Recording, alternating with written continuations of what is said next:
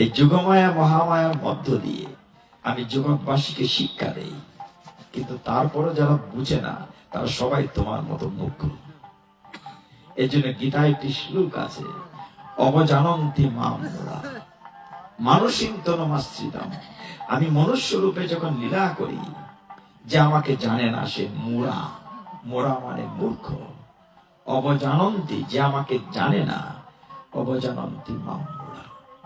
তো এইভাবে ভগবান এই কথাগুলো আমাদেরকে শিক্ষা দিয়ে গিয়েছেন। ভক্তগণ, অদ্ভুত হলেও সত্য, এত কিছুর পরেও যখন আমরা পারি না, তখনও ভগবান নিরাশ করেন না, বলছেন কিচ্ছু করা লাগবে না, তুমি কেবলমাত্র হাতখানা তুলো। হে মায়ার জীব, তুমি তো মায়ার সাগরে ডুবে আছো, আমি তোমাকে উদ্ধার করব। ভগবান কি বলছেন? সর্বধর্মানে পরিত্যজ্য মাম একম শরণং ব্রজ আং ত্বা সর্ব পাপেভ্য মুক্ষয়িষ্যামি মা শুচো। জয় গীতা চ্যানেলে আপনাকে স্বাগত। শলাকয়া চক্ষুরুন্মিলিতং येन তস্मै শ্রী গুরুবে নমঃ। হে কৃষ্ণ করুণা সিন্ধু দীনবন্ধু জগৎপতে গোপেশ গোপিকা কান্ত রাধা কান্ত নমস্তুতে। তপ্ত কাঞ্চন গৌরাঙ্গী রাধে বৃন্দাবনেশ্বরী বৃষভানুসুতে দেবী প্রণমামি হরি প্রিয়ে। নমো মহাবদান্যায় কৃষ্ণ প্রেম প্রদায়তে কৃষ্ণায় কৃষ্ণ চৈতন্য নাম্নে গৌরতীশে নমো। নারায়ণং নমস্কৃত্য নরং চৈব নরোত্তমং দেবীং সরস্বতীং ব্যাসং ততো জয়মুদীরয়েৎ। নমোऽয়ং বিষ্ণুপাদায় কৃষ্ণ প্রেষ্ঠায় ভূতলে শ্রীমতে ভক্তি বেদান্ত স্বামিনীতি নামিনে। নমস্তে সরস্বতী দেবী গৌরবাণী প্রচারিণী নির্বিশেষ শূন্যবাদী পাশ্চাত্য দেশ তারিণী। বাঞ্ছাকল্পতরুভ্যশ্চ কৃপা সিন্ধুভ্যেব চ পতিতানাং পাবনেভ্যো বৈষ্ণবেভ্যো নমো নমঃ। জয় শ্রী কৃষ্ণ চৈতন্য প্রভু নিত্যানন্দ শ্রী অদ্বৈত গদাধর শ্রীবাসাদি গৌর ভক্ত বৃন্দ। হরে কৃষ্ণ কৃষ্ণ কৃষ্ণ হরে হরে, হরে রাম রাম রাম হরে হরে। হরে দর্শক,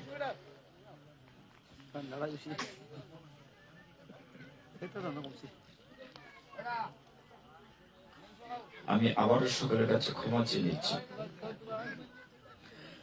আমার শরীরের অসুস্থতার জন্য আমার কথা বলতে খুব কষ্ট হচ্ছে, আমায় মার্জনা করবেন, ভুল ত্রুটি ক্ষমা করবেন। আজকে পবিত্র বিজয়া একাদশীর রাত্রির বেলা দিগলবাক বার্ষিক মহামহোৎসবের শুভ সূচনা লগ্নে সকল উপস্থিত গৌর ভক্তবৃন্দের রাতুল চরণে আমি অভাজন আভূমিনত দণ্ডবত প্রণিপাত নিবেদন করছি। অনাদিরাদি গোবিন্দের পদ্ম মুখনিসৃত অমৃত বাণী শ্রীমদ্ ভগবত গীতা। একটা সময় গীতা প্রায় অস্পৃশ্য ছিল। সাধারণে বেদ পুরাণ গীতা স্পর্শ করতে পারতেন না, একটা শ্রেণীর কাছে আবদ্ধ ছিল। কলিযুগ পাবন অবতার শ্রীমন মহাপ্রভু তিনি কৃপা করে এসে সকলের কাছে এটি সহজ করে দিয়েছেন। শাস্ত্র তাই বলছেন, পদকর্তারাও বলেছেন, যদি গৌর না হইত তবে কি হইত, কেমনে ধরিতাম দে রাধার মহিমা প্রেম রস সীমা জগতে জানা তোকে। সত্যি কথা বলতে কি ভক্তগণ, চৈতন্য মহাপ্রভু যদি আজকে থেকে 540 বছর পূর্বে পৃথিবীতে না আসতেন, আমাদের সনাতন ধর্ম বিলীন হয়ে যেত, সনাতন ধর্মই থাকতো না যদি মহাপ্রভু না আসতেন। দুর্ভাগ্যজনক সত্য, আমরা মহাপ্রভুর মামার দেশের লোক, কিন্তু আমরা মহাপ্রভুকে ভালোভাবে এখনো চিনি না। পৃথিবীর তাবৎ তাবৎ দেশে মহাপ্রভুর হরে কৃষ্ণ আন্দোলন প্রচারিত হচ্ছে। হবিগঞ্জের বাহুবল মিরপুর সচিঅঙ্গন, যেখানে মহাপ্রভুর মামার বাড়ি, নীলাম্বর চক্রবর্তীর বাড়ি, সেখানে নীলাম্বর চক্রবর্তীর বিগ্রহ এখন আছে। আমি সব জায়গায় খুব গর্ব করে বলি যে দেখুন, আমরা হবিগঞ্জের লোক, আমাদের অনেক বড় সম্পদ, কলিযুগ পাবনবতার মহাপ্রভুর মামার দেশের লোক আমরা। পৃথিবীতে মহাপ্রভুর 2 রকম বিগ্রহ আমরা দেখি, যেমন এখানে আছে হাত উপর দিকে ঝাঁকড়া চুল, কোথাও দেখবেন নেড়া মাথা, নিচে হাত, 2 রকম। কিন্তু সচিঅঙ্গনে এমন একটি বিগ্রহ আছে মিরপুর বাহুবল, সচিমায়ের কোলে মহাপ্রভু, সচিমায়ের কোলে নিমাই। অনেকে আমরা হাজার হাজার টাকা খরচ করে বৃন্দাবন নবদ্বীপ তীর্থস্থান দেখতে যাই, কিন্তু আমাদের বাড়ির কাছে বাহুবল মিরপুর দেখতে যাই না। এটি আমাদের দুর্ভাগ্য। কথা বলতে খুব সহজে বুঝতেছে। তো যাই হোক, মায়েরা যারা আসছেন বসেন, এদেরকে আরো বসার জায়গা দেন, মায়েদের আরো আসবে, এক্ষুনি আসবে। যে মাইক যখন শুনে ওনারা অপেক্ষা করেন যে পাঠক পাঠ শুরু করে চেনে যাব। আর মায়েরা তো একটু ব্যস্ত বাবাদের চাইতে, বিশেষ করে দিগলবাগ গ্রামের মায়েরা একটু বেশি ব্যস্ত।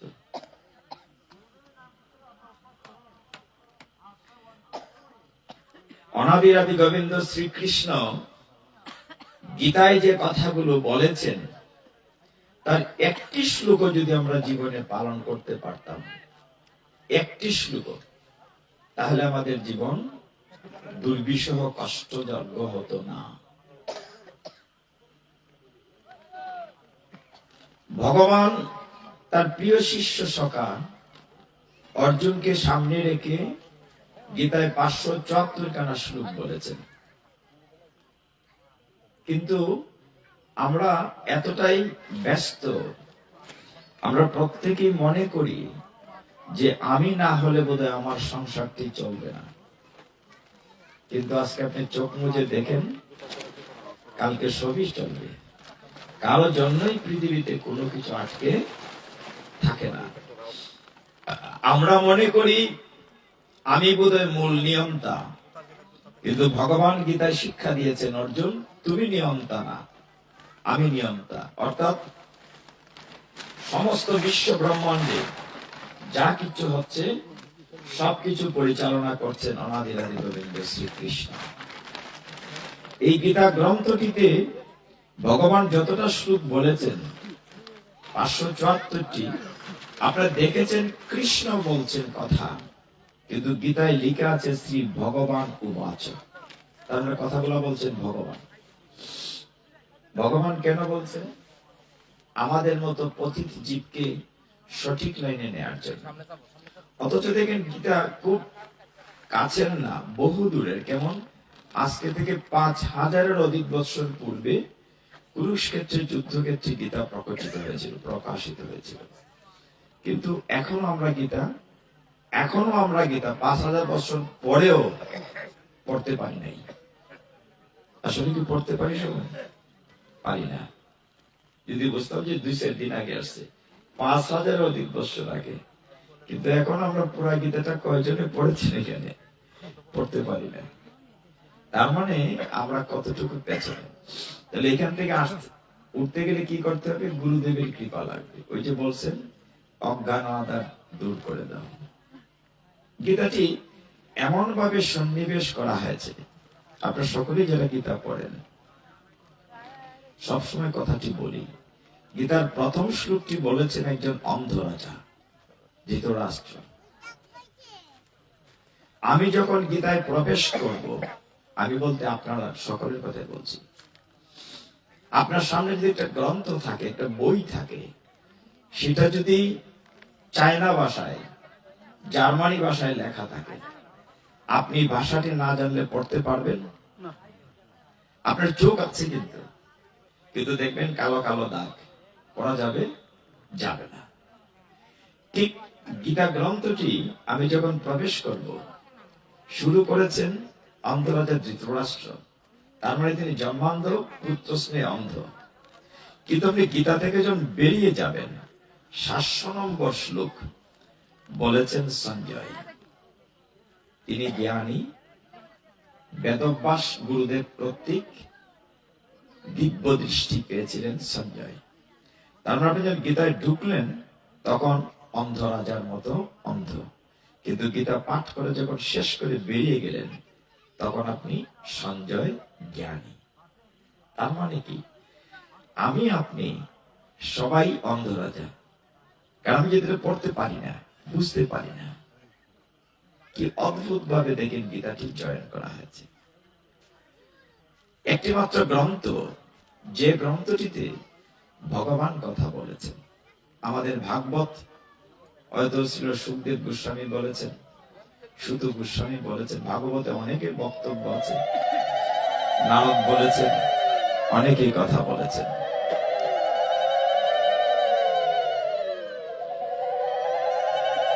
কিন্তু একটি মাত্র গ্রন্থ মাগো, সেটি হচ্ছে গীতা, যেটিতে ভগবান কথা বলেছেন।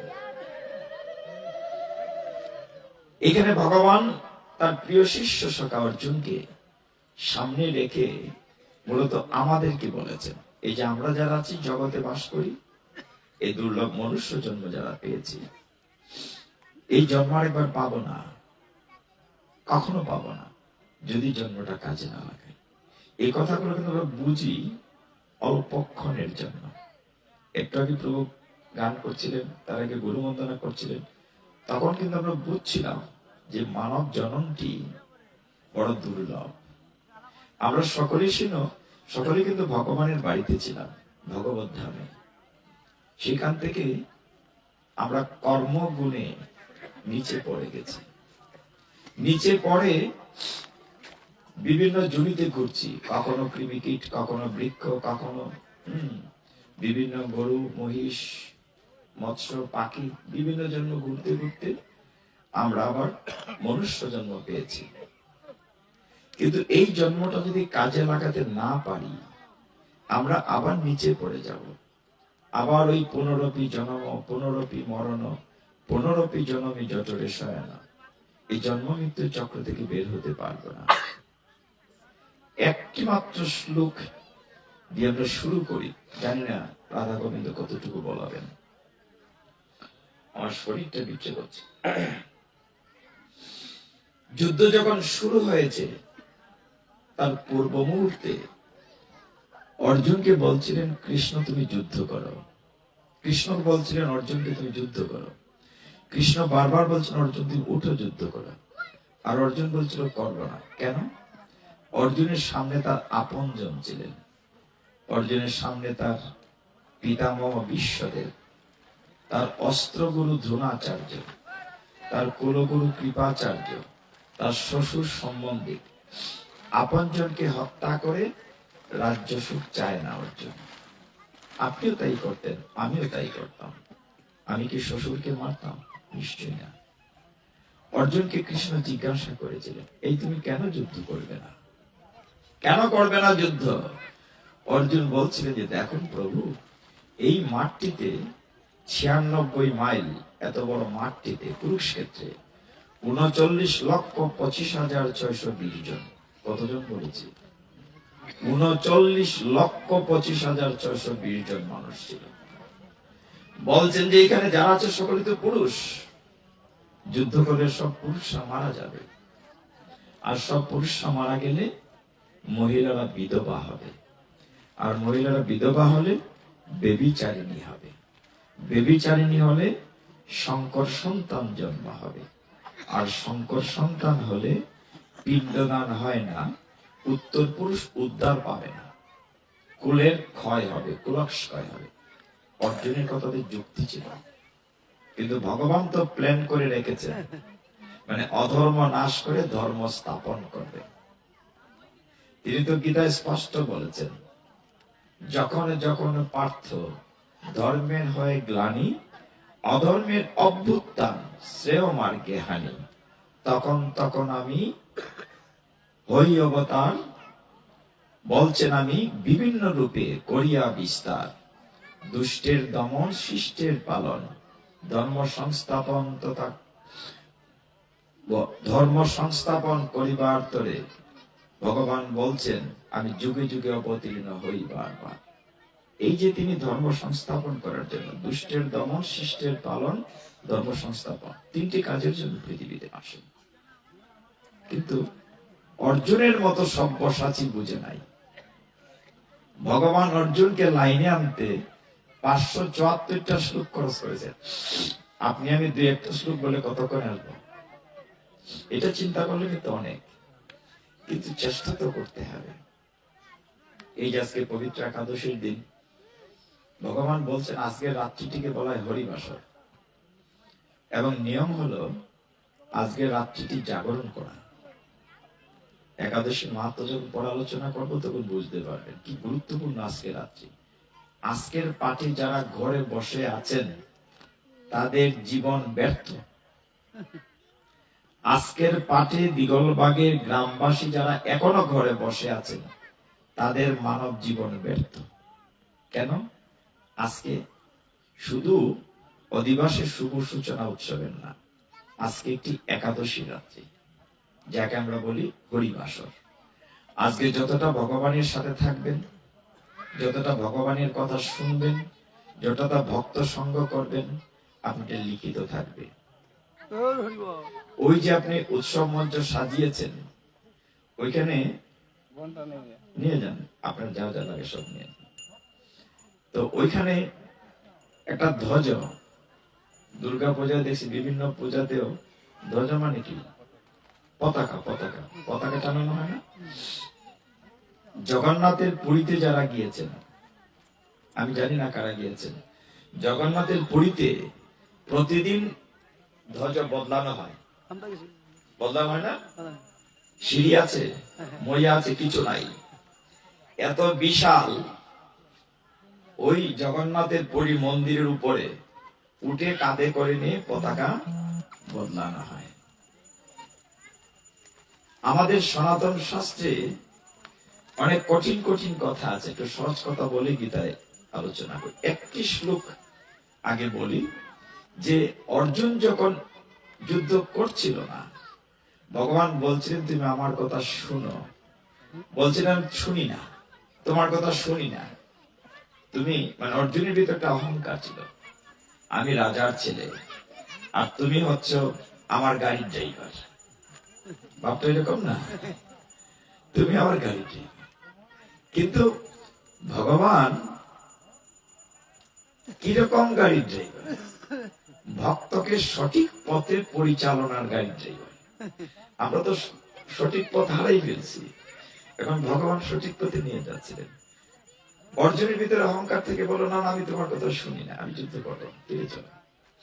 শুনবে না কেন? শুনবো কেন? শুনবো, তুমি কি আমার ভগবান নাকি? ভাবটা এরকম, তোমার একটা মাথা আমার একটা মাথা, তোমারও দুইটা হাত আমারও দেখতে একরকম না। অর্জুন আর কৃষ্ণ কিন্তু খুব বেশি বেশ কম না, 71 আর 73 ছিল যুদ্ধের সময়, পিটাপিটি, এবং দেখতেও সে মতন। অর্জুনও কিন্তু ফর্সা না। বলছে আমি তোমার কথা শুনি না, আমি বরঞ্চ রাজার ছেলে, পাণ্ডব পুত্র, আর তুমি হচ্ছে গোয়ালার ছেলে, আর তোমার তো ওটা জন্মেরই ঠিক নাই। ওই জেলখানাত কোথায় জন্ম হয়েছে? কৃষ্ণ বলেন দেখায়নি তামসা। হ্যাঁ, আরে বেটা আমার তো জন্মই হয় না, আমি হচ্ছে অজ। কৃষ্ণকে বলা হয় অজ। অজ বলা হয় মানে যার কখনো জন্ম হয় না। বলে আমার তো জন্মই হয় না। অর্জুন তুমি ভুলে গেছো। ভুলে গেছো কেন? ভাদ্র মাসের কৃষ্ণপক্ষের অষ্টমী তিথি রোহিণী নক্ষত্রে আমার যখন আবির্ভাব হয়েছিল, জন্ম না, আমি যখন আবির্ভূত হয়েছিলাম কংসের কারাগারে, তখন আমার 4 হাত ছিল। আমি শঙ্খ চক্র গদা পদ্ম ধারণ করে পৃথিবীতে আবির্ভূত হয়েছিলাম।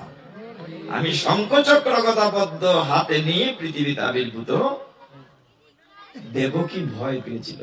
মা বলছিল, এই তুমি আগের দ্বিভুজ হও, স্বাভাবিক হও, কংস আসবে, মেরে ফেলবে, তোমাকে চিনে ফেলবে। তখন ভগবান বলছিলেন, মা গো, এবং বসুদেবকে বলছিলেন, বাবা তোমরা আমাকে পুত্র রূপে চেয়েছিলে, 3 জন্মেই আমি তোমার পুত্র রূপে এসেছিলাম। আমি যে স্বয়ং ভগবান, যাতে চিনতে ভুল না হয়, এই জন্য আমি 4 হাত নিয়ে পৃথিবীতে এসেছি। অর্জুন বুঝে না। অর্জুন বুঝে না মানে আমরা বুঝি না। আমরা সবাই তো অর্জুন, আমরা বুঝি না। অর্জুন বলছে, না না, আমি তোমার কথা শুনি না, তোমার জন্মেরই ঠিক নাই। তখন একটা শ্লোক বলেছিলেন ভগবান, 4th অধ্যায় জ্ঞান যুগের 9 নম্বর শ্লোক। একটা শ্লোক আমরা আজকে দিগলবাগ বানিয়েছেন না, দিগলবাগ বানিয়েছেন উপজেলায়, এই গ্রামের ভক্তরা নিয়ে যাবে একটা শ্লোক। ভগবান কি বলছে, জন্ম কর্ম চ মে দিব্যম এবমি উবেত্তি তত্ত্বতঃ ত্যক্তা দেহম পুনর্জন্ম ন ইতি মামেতি সু অর্জুন। সংস্কৃত বোঝা গেল না, বাংলা বলেই বোঝা যাবে। ভগবান বলছেন, জন্ম কর্ম চ মে দিব্যম, অর্জুনকে বলছেন, আমাদেরকে বলছেন, আমার জন্ম কর্ম দিব্য, অলৌকিক, এবং ইউ ব্যক্তি তত্ত্বতঃ, এবং যে ব্যক্তি এই কথাটা তত্ত্বগত জানে, ত্যক্তা দেহম, এই দেহ ত্যাগ করার পরে, ত্যক্তা দেহম পুনর্জন্ম ন ইতি মামেতি সু অর্জুন, এই দেহ ত্যাগ করার পরে আর এই জ্বালাময় জগতে জন্ম নিতে হয় না, সে আমার ভগবত ধামে চলে আসে। একটি শ্লোক। ভগবান কি বলছেন, যে আমার জন্মকর্ম দিব্য, অলৌকিক, এবং যে এই কথাটা তত্ত্বগতভাবে জানে, এই দেহ ত্যাগ করার পরে আর এই জ্বালাময় জগতে আসতে হয় না, সে আমার বাড়িতে চলে আসে। কিন্তু আমরা কি ভগবানকে জানি? জানি না। ভগবানের জন্মকর্ম জানি, অর্জুনই বুঝে নাই। অর্জুন বলছে, না আমি সেই কথা বুঝি না, আমি ফিরে চলো, আমি যুদ্ধ করবো না, আমি আত্মীয় স্বজন হত্যা করে রাজ্য সুখ চাই না, প্রয়োজনে ভিক্ষাবৃত্তি করে জীবিকা নির্বাহ করব। কিন্তু ভগবানকে ভালোবাসার অনেক উদাহরণ আমাদের বিভিন্ন শাস্ত্রে আছে। আজকে আস্তে আস্তে আমাদের অনেকগুলো পুরাণের মধ্যে একটি পুরাণের নাম নারদীয় পুরাণ, নাম শুনেছেন আপনারা? আমাদের 18টা পুরাণ আছে, মানে কঠিন কঠিন শাস্ত্র কথা বলতে চাই না, তারপরে একটু একটু বলি। কেন? কেউ না কেউ তো বলতে হবে। পরিবার না পড়ি, শোনা তো দরকার আছে। আমরা ছোটবেলা এই কথাটা সব জায়গায় বলি। আমরা যখন ছাত্র ছিলাম, আমাদের পরীক্ষায় 2টা প্রশ্ন আসতো। একটি প্রশ্ন ছিল, আমাদের মূল ধর্মগ্রন্থের নাম কি? আমরা সবাই লিখেছি হিন্দুদের মূল ধর্মগ্রন্থের নাম বেদ। লেখছি না পরীক্ষা? বেদ 4 প্রকার, ঋগ্বেদ, সামবেদ, যজুর্বেদ, অথর্ববেদ, এটাও লেখছি। কিন্তু এই আসলে যদি বিনয়ের সাথে জিজ্ঞাসা করি, কয়জন আমরা বেদ পড়েছি? কয়জন দেখেছি? নাই। তার মানে আমরা মাগনা মাগনা হিন্দু। আরেকটা প্রশ্ন আসতো, চণ্ডী কোন পুরাণের অন্তর্গত? উত্তরটা দিতাম, চণ্ডী মার্কেন্ড পুরাণের অন্তর্গত। মার্কেন্ড পুরাণটা কয়জনে পড়েছি? লাল না কালা না সবুজ, কত বড়? কেউ পড়ি নাই। আমরা এখানে গীতা পড়ি কয়জন? একটু হাত তুলি তো। কয়জনে গীতা পড়ি? 1 জন, 2 জন, 3 জন, 4 জন? কি দুর্ভাগ্য, মাত্র 5 জন। হরি বল। মাত্র মা, তোমরা গীতা পড়ো না? হাত তুলছো না কেন? 6 জন। এই ছোট ছোট মামনিরা, তোমরা পড়ো না গীতা? লজ্জার কথা কইতাম নি। আমরা যে চা বাগানে যাই, আমরা তো একদম দিগলবাগ তো হবিগঞ্জ শহর, শহর না একদম কাছে তো। আমরা যখন চা বাগানে যাই, বিভিন্ন বেগম খান চা বাগান, বিভিন্ন চা বাগানে, ছোট ছোট বাচ্চারা, আমি যখন গীতার শ্লোক বলি, তারা ঠুট নাড়ায়। আমরা যাদেরকে অবহেলা করতাম চা শ্রমিক, লেবার, কুলি বলে, তারা আপনার আমার চেয়ে অনেক আগে আছে। ছোট ছোট বাচ্চারা গীতার ঠোঁট নাড়ায়, তখন বোঝা যায় আমি যে বলছি তাদের কমন পড়ছে। একটু কঠিন কথা বলতেছি এখন, কেউ রাগ করেন না। কেন পৃথিবীতে আসছেন? ভগবানের গীতা বাক্য যদি দিলেন, পড়লেনই না, বাদ দেন সবকিছু। আপনি যে নিজেকে হিন্দু বলে দাবি করেন, সনাতন বলে দাবি করেন, এটা কি প্রমাণ হলো যদি আপনি গীতা ভাগবত না পড়েন? আমাদের 18টি পুরাণের মধ্যে অন্যতম পুরাণ হচ্ছে একটি নারদীয় পুরাণ, ব্রহ্মবিবর্ত পুরাণ, স্কন্দ পুরাণ, গরুড় পুরাণ, বায়ু পুরাণ, বিষ্ণু পুরাণ, মৎস্য পুরাণ, গরুড় পুরাণ, অনেক আছে। নারদীয় পুরাণের একটি ছোট্ট বিষয় আস্তে আস্তে দেখছিলাম। আর 2-3 দিন পরে আমরা আরো 2টি পুরাণ নিয়ে কথা বলবো, যেখানে পাঠ আছে আমার। 2-4 দিন পরে মহাশিবরাত্রি হবে, আসবেন আমার, শিব চতুর্দশী। ভগবানের যতগুলো অবতার আছে, যেমন মৎস্য অবতার মৎস্য পুরাণ আছে, কুর্ম অবতার কুর্ম পুরাণ আছে, বায়ু পুরাণ আছে, কিন্তু শিব ঠাকুরের নামে 2টা পুরাণ আছে, একটা শিব পুরাণ, একটা লিঙ্গ পুরাণ। এগুলোর মধ্যে নামই শুনেছেন, দেখেননি কখনো। আপনার কৃপা করে সকলের নিমন্ত্রণ থাকলো, আমাদের বাসায় চরণ তুলি দিবেন। এত বড় এইটার অর্ধেক হবে, এত বড় একটা ড্রয়িং রুম আছে, যেখানে শুধু বই, আমার কয়েক লক্ষ টাকার গ্রন্থ আছে। নারদীয় পুরাণে একটি সুন্দর কথা দেখছিলাম আসতে আসতে, সেটা বলি, ভালো লাগবে। ভগবানকে যদি ছোট্ট একটু ভালোবাসা দেন, ভগবানকে যদি অল্প একটু ভালোবাসা দেন, সবাই আপনাকে ফেলে চলে গেল, ভগবান আপনাকে ফেলে চলে যাবে না, যাবে না। উদাহরণ কি? একটি ছেলে যখন বড় হচ্ছিল, তখন তার বাবা তার একটা মানি ব্যাগ কিনে দিয়েছেন। মানি ব্যাগ চিনি আমরা সবাই। মানি ব্যাগের পকেট আছে, যেখানে ছবি রাখা যায়। সেখানে বাবা ছেলেকে একটি কৃষ্ণের ছবি দিয়েছেন, পকেটে রেখেছে। সে বাবার ছবি রেখেছে, মার ছবি রেখেছে, বিয়ের পরে শ্বশুর শাশুড়ির ছবি রেখেছে। কিছুদিন পরে শ্বশুর শাশুড়ি বিগত হয়েছেন, মা বাবা দেহ ত্যাগ করেছেন, ফটো একটা একটা করে ফেলে দিয়েছে। সবশেষে দেখে সবাই তাকে ছেড়ে চলে গেল, কৃষ্ণ তাকে ছেড়ে চলে যাবে। কৃষ্ণের ফটোটা কিন্তু আছে মানবে। ভগবান অকৃতজ্ঞ না। ভগবানের কাছে যদি আপনি সামান্য একটি পুষ্প তুলসীও দেন, সামান্য একটি ছোট্ট প্রণামও দেন, সামান্য একটি ধ্বজ মানে একটা পতাকাও টানান ভগবানের নামে, মন্দির একটু প্রদক্ষিণ করেন, একটু ভক্ত সঙ্গ করেন, ভগবান মনে রাখেন। ভগবান কখনো ঋণী থাকেন না। এই হচ্ছে ভগবান। যে বিষয়টি পড়ছিলাম নারদীয় পুরাণের, সেখানে বলা হচ্ছিল অনেকদিন আগে এই জায়গায় একজন মস্ত বড় মহারাজা ছিলেন। রাজার নাম ছিল সুমতি। কি বলেছি মা? সুমতি রাজা। তিনি এতটাই বিষ্ণু ভক্ত ছিলেন, তিনি প্রজাবৎসল। সেই রাজা প্রজাদেরকে ভালোবাসেন, কিন্তু ভগবান বিষ্ণুর পূজা না করে রাজসভায় যেতেন না। প্রতিদিন ঘুম থেকে উঠে সে রাজা ভগবান বিষ্ণুর মন্দিরে একটি পতাকা, ধ্বজ মানে পতাকা, পতাকা স্থাপন করে মন্দির প্রদক্ষিণ করতেন। তিনি এবং তার স্ত্রী মানে রানী, রাজা রানী দুইজনে মিলে ভগবানের পূজা অর্চনা করতেন, আর রানীমা নৃত্য করতেন। তিনি যখন কীর্তন করতেন, রাজা সুমতি রাজা, তখন রানীমা কীর্তন করতেন, সাথে সাথে নৃত্য করতেন। উভয়ে মিলে ঠাকুর ঘরের সমস্ত পূজা শেষ করে সমস্ত প্রজাদের কল্যাণ চিন্তা করে বিষ্ণুর পূজা করে রাজসভায় বসতেন। এরকম ভক্ত রাজা ছিলেন।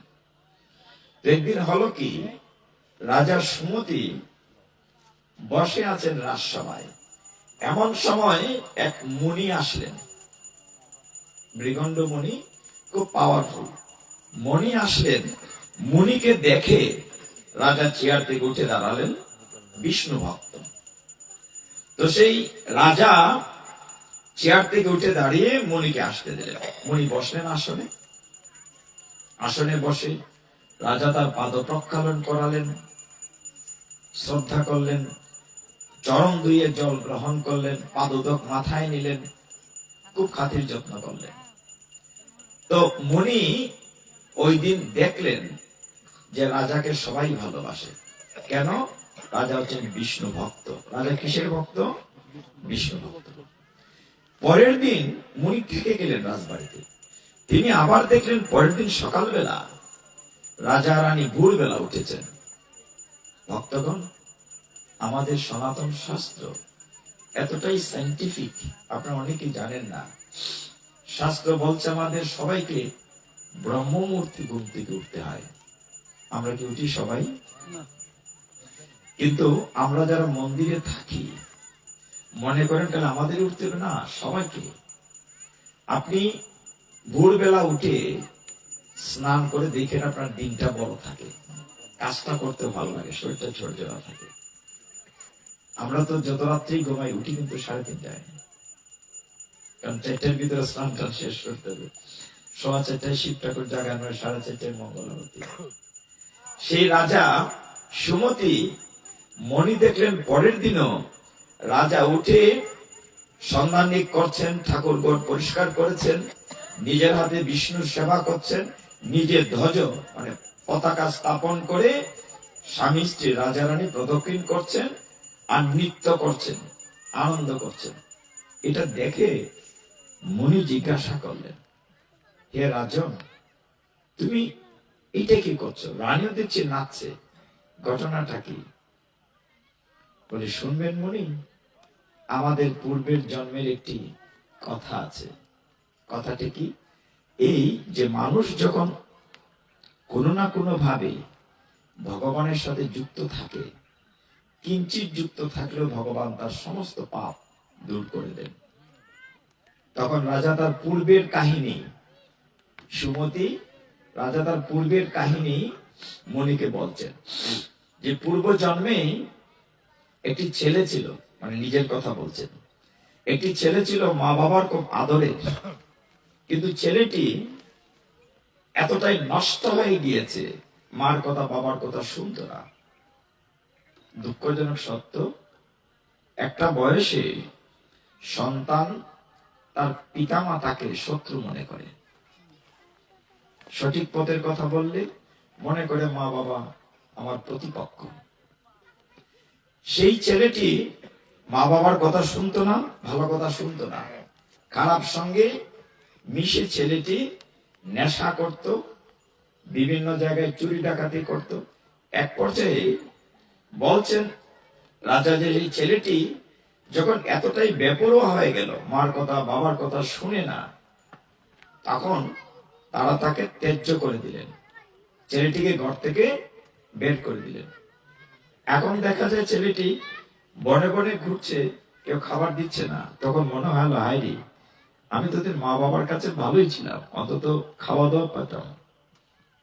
ছেলেটি ঘুরতে ঘুরতে বনে গিয়েছে, ক্ষুধায় তৃষ্ণায় খাবার না পেয়ে এমন একটা অবস্থা, নেশাসক্ত ছেলেটির।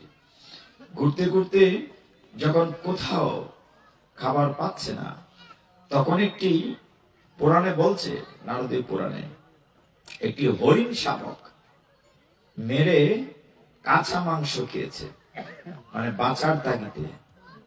কোথায় তৃষ্ণায় ঘুরতে ঘুরতে কোথায় যাবে, বাড়িতে ফিরতে পারছে না। দেখলো গভীর জঙ্গলের ভিতরে একটি পুরানা মন্দির, অনেক জঙ্গলের ভিতরে। সেখানে গিয়ে ওই ছেলেটি দেখলো অনেকদিন মন্দিরের যত্ন হচ্ছে না, ময়লা আবর্জনা সব পরিষ্কার করলো। ভাবলার যেহেতু বাড়িতে যাব না, এখানেই থাকবো, এখানেই থেকে যাব। এই চিন্তা করে ওই ছেলেটি ওই মন্দিরেই থাকার ব্যবস্থা করলো।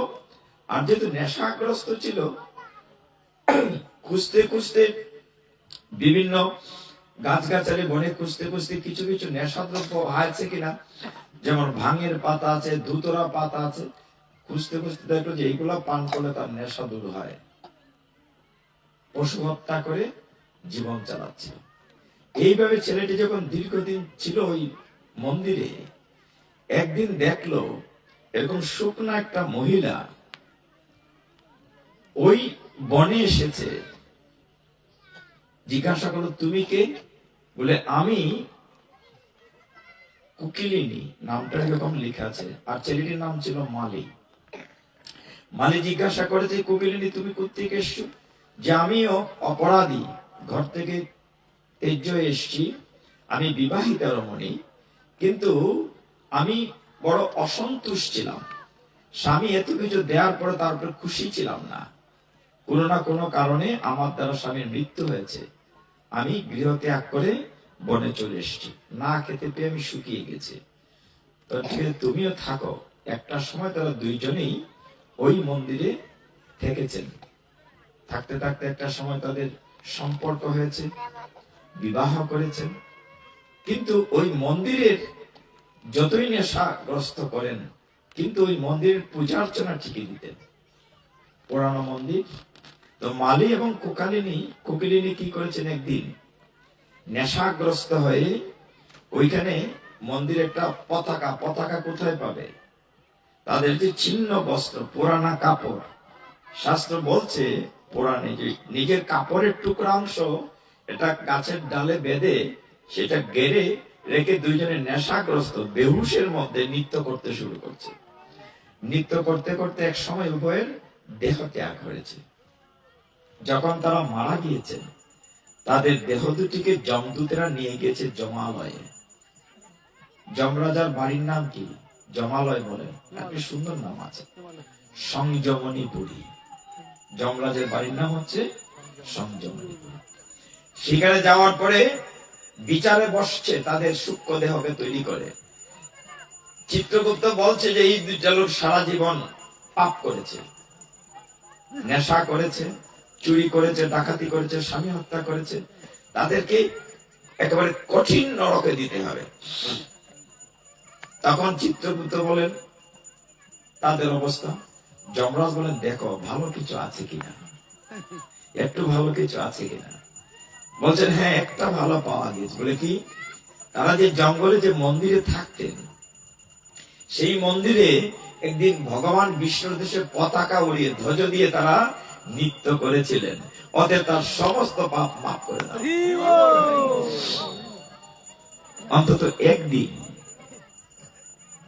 ওই যে পূর্বজন্মে মালি এবং কুকিলিনী ধ্বজ দিয়ে বিষ্ণু মন্দির প্রদক্ষিণ করতে করতে জীবন পাত হয়েছিল, এই কারণে তারা জাতিস্বর হয়েছে, অর্থাৎ তারা পূর্বজন্মের কথা মনে রেখেছে। ওই কথাগুলো মণিকে রাজা বলছেন যে দেখুন আমরা এই জন্মে এসেও ওই বিষ্ণু পূজা করছি, ধ্বজ টানিয়ে প্রদক্ষিণ করে ভগবান বিষ্ণুর সেবা করছি। তো এই কথাটি কেন বললাম পুরাণ থেকে?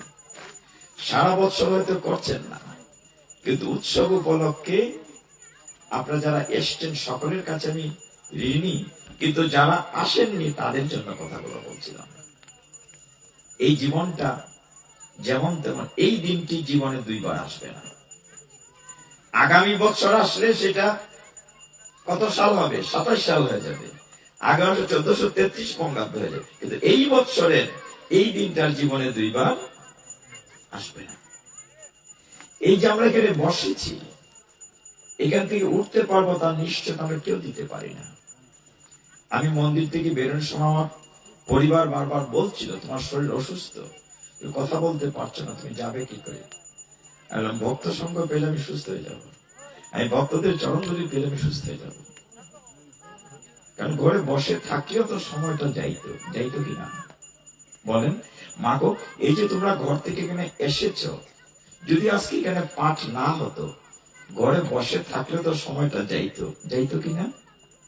হয় টেলিভিশন দেখে, না হয় গল্প করে, নয় কোনো না কোনো ভাবে সময়টা এসেই যখন পড়েছ ভগবানের কথা শুনি আমরা।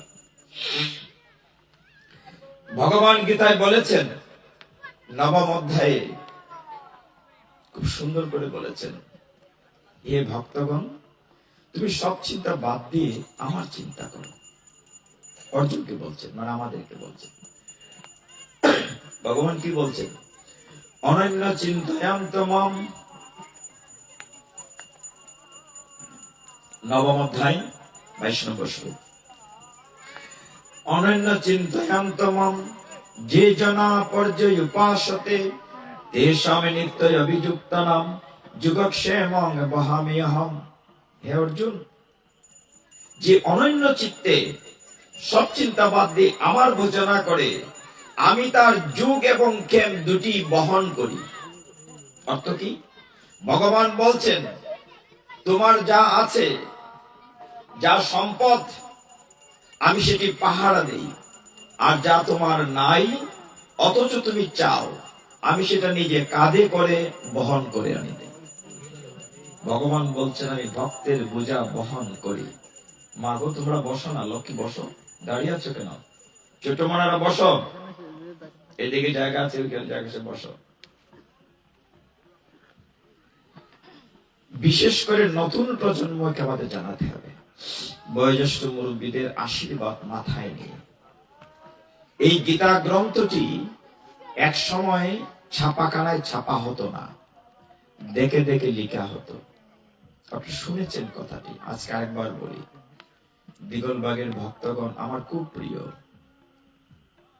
ভগবান বলছেন, আমি ভক্তের বোঝা বহন করি, নবম অধ্যায় 22 নম্বর শ্লোকে। এটা কি সত্য মা?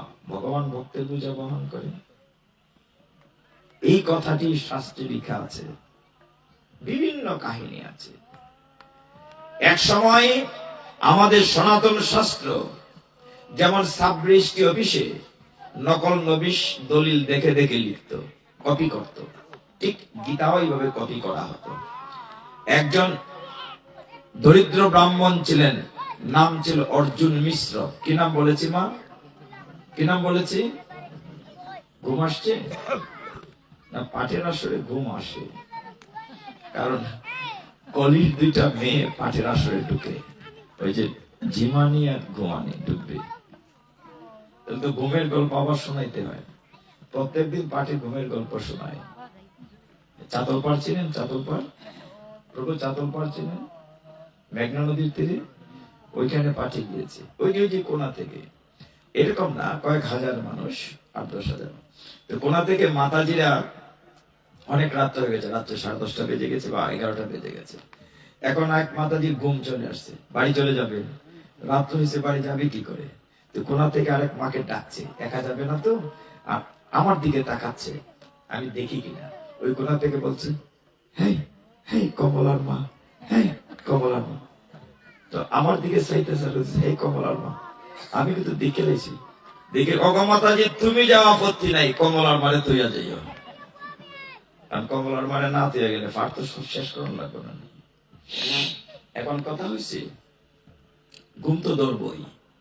আমার সাথে কণ্ঠ মিলে বলুন, আমি বলবো প্রেম সে বলো, আপনারা বলবেন রাধে রাধে। প্রেম সে বলো রাধে রাধে, আরো জোরে, প্রেম সে বলো রাধে রাধে, প্রেম সে বলো রাধে রাধে। এই জায়গাটা কথা বলে না, এদেরকে প্রসাদ দিবেন না। আরে রাধে রাধে বলে তো লাভ আমার হবে না, আপনার হবে, মুখ শুদ্ধ হবে কিনা। আমরা বহু লোক দেখছি সারা জীবন কৃষ্ণ নাম একবারও নেয় নাই, মৃত্যুর পূর্বে মুখ দিয়ে নাম আসে না। বহু লোক দেখছি মৃত্যুর পূর্বে হাত মুখ বাঁকা হয়ে যায়, বিছানা পত্র নষ্ট করে ফেলে, যমদূত দেখে ভয় পেয়ে কাপড় নষ্ট করে ফেলে। মাগো, এই যৌবন সুন্দর দেহ থাকবে না বাবা। প্রেম সে বলো রাধে রাধে, প্রেম সে বলো রাধে রাধে, প্রেম সে বলো রাধে রাধে। প্রেমের সাথে, ভালোবাসার সাথে বলো রাধে রাধে। কি নিয়ে এসেছিলেন? গর্ব করছেন? কি নিয়ে যাবেন? কি অহংকার করছেন?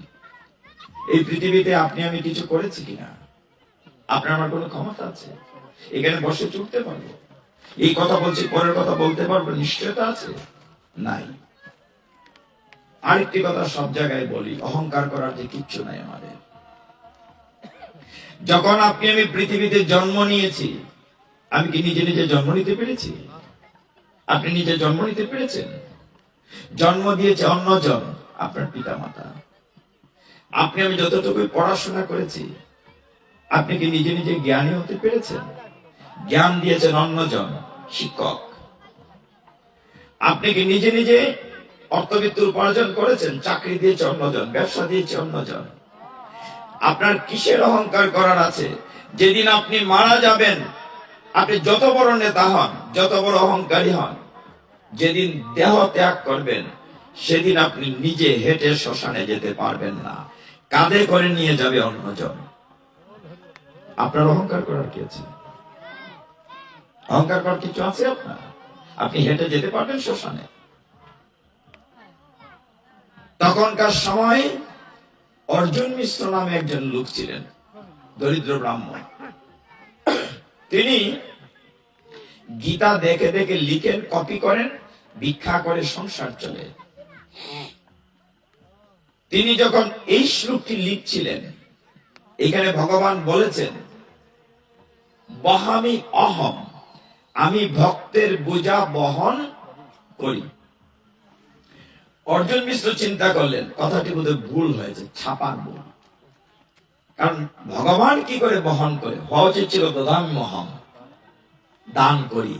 তিনি লাল কালি দিয়ে কেটে দিয়েছেন। মা দিন যাচ্ছে, কিছুদিন পরে অর্জুন মিশ্রের স্ত্রী বলছে, দরিদ্র ব্রাহ্মণের স্ত্রী বলছে, অগো ব্রাহ্মণ ঠাকুর, সংসার যে চলছে না, তুমি কৃপা করে একটু রাজার বাড়িতে যাও, রাজার বাড়িতে গিয়ে কিছু ভিক্ষে নিয়ে আসো, সংসার চলছে না। অনেক পীড়াপিড়ির পরে, অনেক অনেক অনুরোধের পরে অর্জুন মিশ্র একদিন রাজার বাড়িতে গেলেন কিছু সাহায্য আনার জন্য। সারাদিন চলে গিয়েছে, মাগো অর্জুন মিশ্র ফিরে না। দিনমণি সূর্য পশ্চিম আকাশে চলে গিয়েছে। হে ভক্তগণ, সন্ধ্যা হয় হয়, গোধূলি বেলা অর্জুন মিশ্রের স্ত্রী দেখলেন দুটি ছেলে তাদের উঠোনে এসেছে, মাথায় বোঝা নিয়ে, তরি তরকারি চাল ডাল। একটি ছেলে কালো, একটি ছেলে ফর্সা। দুটি ছেলে মাথায় এত বড় বোঝা, টলটলায় মানে নিতে পারছে না, ভারী বোঝা। কাছে আসার পরে অর্জুন মিশ্রের স্ত্রী বলছেন, ওগো তোমরা কারা? বলে আগে বোঝা নামাও, পরে কথা বলবো। এত ভারী বোঝা তোমাদের পিঠে কে দিল? বলে বলো না, তোমার স্বামী অর্জুন মিশ্র। আহারি, ছেলে দুটিকে দেখে গো মা এত মায়া লাগে, মনে হয় একটু খুলে নেই। কালো ছেলেটি আরো সুন্দর, শরীর থেকে আলো চড়াচ্ছে। দুটি ছেলে যখন মাথা থেকে বোঝা নামানো হলো, চাল ডাল তরি তরকারি শাকসবজি, যখন বোঝা রেখে বাচ্চা দুটি ঘুরে যাচ্ছিল, দেখলো তাদের পিঠ দিয়ে রক্ত ঝরছে। তোমাদের পিঠ দিয়ে রক্ত ঝরছে? রক্ত ঝরছে কেন পিঠ দিয়ে? এইটা দেখে অর্জুন মিশ্রের স্ত্রী বলছেন, তোমাদের পিঠ রক্তাক্ত কে করেছে? বলছে, বলো না বলো না, তোমার স্বামী অর্জুন মিশ্র বোঝা বইতে পারছিলাম না বলে আঘাত করেছে। আঘাত করেছে। আজকে আসুক মিনসে, বুঝিয়ে দেব সে কবে থেকে তো নিষ্ঠুর হয়েছে, কবে থেকে নিষ্ঠুর হয়েছে বুঝিয়ে দেব। না না, তো শোনার সময় নেই। কালো ছেলেটি বলছে, মাগো সময় নাই, আমাকে বিদায় দাও, আমাদের মাঠে গরু রেখে এসছি, গরু নিয়ে বাড়ি যেতে হবে। বলছে, তোমরা কারা গো? বলছে, আমরা গয়ালার ছেলে। মানে গোয়ালার ছেলে। বলছে, গয়ালার ছেলে। ছোট দুটি বালক চলে গিয়েছে, সমস্ত বাড়ি পরিবর্তন হয়েছে, কুড়েগড় নাই, সুন্দর বাড়ি হয়েছে, সমস্ত বাড়ি মৌ মৌ করছে সুগ্রামে। অনেকদিন পরে অর্জুন মিশ্রের স্ত্রী এত তরি তরকারি শাকসবজি পেয়ে মনের আনন্দে রান্না করেছে, রান্না করে গোবিন্দকে নিবেদন করেছে। সমস্ত বাড়ি মৌ মৌ সুগ্রামে ভরে গিয়েছে। ভক্তগণ, সন্ধ্যা হয়েছে, অর্জুন মিশ্র এসছে। ওগো তুমি এসেছো, তুমি এত তরকারি এত সবজি চাল ডাল পাঠিয়েছো, অনেকদিন পরে আমি মন ভরে রান্না করেছি গোবিন্দের জন্য, গোবিন্দকে ভোগ দেয়া হয়েছে, তুমি স্নান করে এসো, প্রসাদ পাবে। অর্জুন মিশ্র বলছে, কই না, আমি তো কিছু পাঠাইনি। তুমি পাঠাওনি? কি বলছো? দুটি ছেলে এসেছিল গো, এত সুন্দর, একটি কালো একটি ফর্সা। আরে এত মায়া লাগে। ছেলে দুটি মাথা বুঝা বইতে পারছে না বলে, আচ্ছা বলো তো, অর্জুন মিশ্র স্বামীকে বলছে, বলো তো ঠাকুর, তুমি কবে থেকে এত নিষ্ঠুর হলে?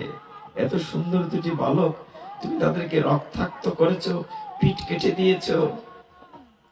এটা শুনে অর্জুন মিশ্রের বুঝতে বাকি থাকলো না। তিনি তো জ্ঞানী, হায় রে, আমি কত বড় অপরাধী। ভগবান ভক্তের বোঝা বহন করেন, আমি ভগবানের গীতার কথা কেটে দিয়েছি, তাই ভগবানের পিঠ দিয়ে রক্ত ঝরছে। ভগবান আজকে এসেছিলেন, আমি বুঝতে পারি নাই কৃষ্ণ বলরাম স্বয়ং আজকে বুঝা নিয়ে আমার আঙ্গিনায় এসেছিলেন, আমি বুঝতে পারিনি। হে ভক্তগণ, অর্জুন মিশ্র বলছে তার স্ত্রীকে, অগো তুমি কত ভাগ্যবতী, তুমি কৃষ্ণ বলরাম দর্শন করেছ, আমি তো দর্শন করতে পারিনি। এই উঠোনে, এই আঙ্গিনায় কৃষ্ণের চরণ ধুলো পড়েছে, এই আঙ্গিনায় বলরামের চরণ ধুলো পড়েছে। একটু গড়াগড়ি দিয়ে যদি চরণ ধুলি আমার দেহে লাগে, তবে যদি আমার দেহটা পত পবিত্র হয়। অর্জুন মিশ্র হাউমাউ করে কাঁদছে আর মাটিতে গড়াগড়ি দিচ্ছে। ভগবান সত্যি, তুমি ভক্তের বোঝা বহন করো, আমি তো বুঝতে পারি না। তুমি ভক্তের বোঝা বহন করে নিজে এসেছো আমার আঙ্গিনায়, আর আমি কিনা তোমার কথা, গীতার কথা লাইন কেটে দিয়েছি, তাই তো তোমার পিঠ দিয়ে রক্ত ঝরছে। আমায় তুমি ক্ষমা করো ভগবান। ভক্তগণ, ভগবান ভক্তের বোঝা বহন করেন। একটু ভগবানকে ভালোবাসি, একটু কৃষ্ণকে ভালোবাসি, একটু গীতা ভাগবতকে ভালোবাসি। এই যে উৎসব শুরু হলো, কতদিন চলবে? 3 দিন, 5 দিন, এর বেশি না, কিন্তু এক সময় শেষ হয়ে যাবে। কিন্তু ভগবানের কথা কি শেষ হয়ে যাবে? ভগবান কি কখনো 2 নজরে দেখেন কাউকে? কিন্তু আমরা মনে করি কি, না না, দেখো ভগবান, তুমি ওর বাড়িতে 5 তালা করে দিয়েছো, আমাকে দেও নাই। ভগবান তুমি আমার দিকে ফিরেও চাও না। আসলে কি তাই? ভগবানের সূর্যের আলো সবার বাড়িতে সমান যায় কিনা? সূর্যের আলো কি বলে ও গরিব ওর ঘরে যেও না? ভগবানের করুণা বৃষ্টি যখন পড়ে, তখন কি বলে যে ওর বাড়িতে পড়ো, ওর বাড়িতে পড়ো না? সকলে গৃহী পড়ে। ভগবান তো সমদর্শী, কিন্তু ভগবানের লীলা আমরা বুঝি না, আমরা সমদর্শিতা বুঝি না। এক ভক্তের কথা শুনুন। এক মন্দিরে এক ভক্ত প্রতিদিন উঠান ঝাড়ু দিত, মানে মন্দিরের আঙ্গিনা ঝাড়ু দিত। ভগবান ভক্তকে এত ভালোবাসেন, ভগবান খুশি হন আমার প্রশংসা না করে যে আমার ভক্তের প্রশংসা করে, এতে ভগবান বেশি খুশি হন। ওই ঝাড়ুদার ভগবানের সাথে কথা বলে, এতটাই ঘনিষ্ঠ। ভগবানকে একদিন বলছে, ভগবান আসলে তোমার বিচার ঠিক নাই। বলে কেন রে? বলে তুমি কাউরে ধনী করেছো, কাউরে গরিব করেছো, কাউরে জ্ঞানী করেছো, কাউরে মূর্খ করেছো। বলছে সব ঠিক আছে, তার পূর্ব জন্মের প্রারব্ধ অনুযায়ী ফল দেই। একটা ছাত্র পরীক্ষার খাতায় ঠিক লিখলে তো নাম্বার দেবে, না লিখলে নাম্বার কোত্থেকে দিবে? ও যদি ভালো কাজ করে তাকে তো না না না, তুমি সমদর্শী না, তোমার বিচার ঠিক নাই। আচ্ছা একটা কাজ করা যায়, তুমি যেখানে সারাদিন মন্দিরে দাঁড়াই থাকো বাঁশি লইয়া, আমি একদিন কৃষ্ণের দাঁড়াই থাকবো, তুমি হবে ঝাড়ুদার। কথা ঠিক আছে? ভগবান বলে ঠিক আছে, তবে শর্ত আছে। তোমাকে কৃষ্ণ বানায় দাঁড় করে রাখবো, আর আমি তোমার চাকরি নেব, ঝাড়ু দেব।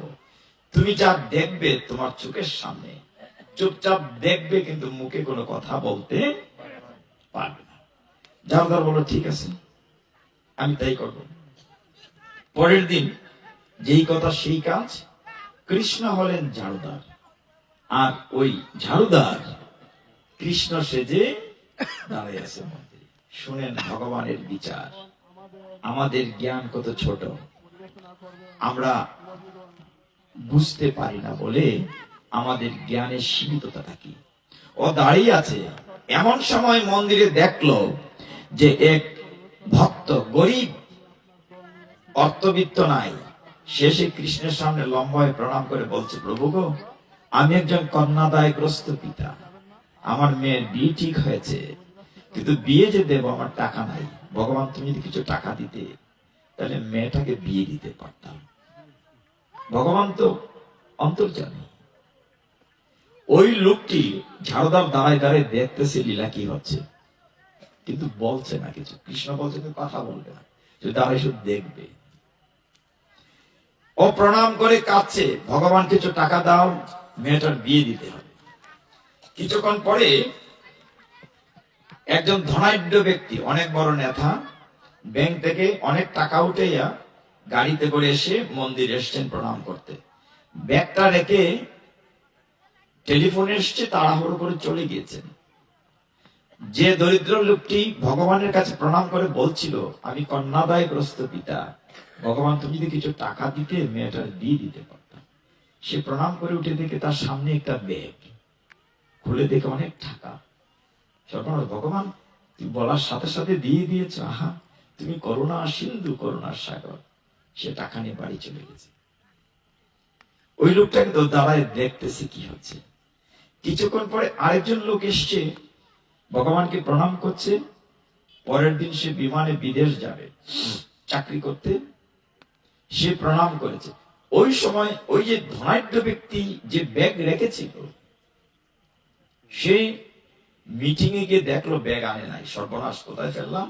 সে আবার মন্দির এসছে, এসে দেখে ব্যাগ নাই, কিন্তু একটা লোক প্রণাম করে উঠেছে কেবল, যে বিদেশ যাবে। বেটা চোর, তুই আমার টাকার ব্যাগ নিয়েছিস। পুলিশকে ফোন দিয়েছে, বেটাকে ধরো, মারো, মারধর করছে। ও দাঁড়ায় দাঁড়ায় দেখতেছে। কে দেখতেছে? ঝাড়ুদার। ভগবান, তোমার জগতে তো অন্যায় হচ্ছে, ওই লোকটা চুরি করে নাই, তাকে মারধর করছে, কিন্তু মুখে কোনো কথা বলা যাচ্ছে না। ওই লোকটিকে একদম বেঁধে পুলিশে নিয়ে জেলে দিয়ে দিয়েছে। সন্ধ্যা হয়ে গেছে, সন্ধ্যা হলে তো পাল্টা পাল্টি হয়ে যাবে। ঝাড়ুদার কৃষ্ণ এসে বলছে, কি তোমার দিন কেমন কেটেছে? বলে, সেইটা পড়ে আমার আগে কথার জবাব দাও। তুমি কি করে সহ্য করো সারাদিন এই পায়ে বাঁকা হয়ে এক পায়ের প্রতি আরেক পা দিয়ে দাঁড়িয়ে থাকো, আর এই যে অঘটন তোমার সামনে ঘটে তুমি কি করে সহ্য করো? আগে আমার কথার উত্তর দাও। বলে, কি? যেখানে অনেক অন্যায় হয়েছে তুমি ঠিক বিচার করো না। ঠিক বিচার করি নাকি? না, কিছু কিছু করো। বলো তুমি কি দেখেছো সারাদিন? বলে, দেখেছি একটা লোক গরিব, মেয়ে বিয়ে দিতে পারছে না, টাকার দরকার। ভালো কথা, তুমি তাকে টাকার ব্যবস্থা করে দিয়েছ, কিন্তু যে লোকের টাকা গেল তার তো লস হলো, তুমি তার উপকার করলে কি করে? একজন উপকার করতে তার জন্য ক্ষতি করে ফেললে। তখন ভগবান বললেন, তুমি মন দিয়ে শুনো আমি কি করেছি। যে লোকটি টাকা ব্যাংক থেকে তুলে এখানে এসছিল, ব্যাংক থেকে তো টাকা তোলার সময় কিছু সন্ত্রাসী হাইজেকার তাকে ফলো করছিল, যে মন্দির থেকে বেরোলেই তাকে মেরে টাকা নিয়ে যাবে। কিন্তু যখন দেখলো ওই সন্ত্রাসীরা, হাইজেকাররা, যে লোকটি খালি হাতে বের হয়েছে, এই জন্য তাকে মারে নাই, তার প্রাণ বাঁচিয়েছি টাকাটি রেখে দিয়ে। আমি তার জীবন রক্ষা করেছি, তাকে মারি নাই তো, তাকে বাঁচিয়েছি। তখন ভক্তটি বলল, প্রভু এইটা না হয় বুঝলাম, কিন্তু নিরপরাধ ব্যক্তি যে চুরি করে নাই তাকে মারধর করে জেলে নেওয়া হয়েছে, এটা তুমি ন্যায় করো নাই, এটা নিশ্চয় অন্যায় করেছে। ভগবান বললেন, শোনো, ওই লোকটাকেও বাঁচিয়েছে। বলি, কেমন করে? তুমি খবর নিয়ে দেখো, ওই দিন যে বিমানে তার যাওয়ার কথা, বিমানটি আকাশে ক্রাশ হয়েছে, অ্যাক্সিডেন্ট হয়েছে। যদি সে বিমানে যাইতো সে মারা যেত।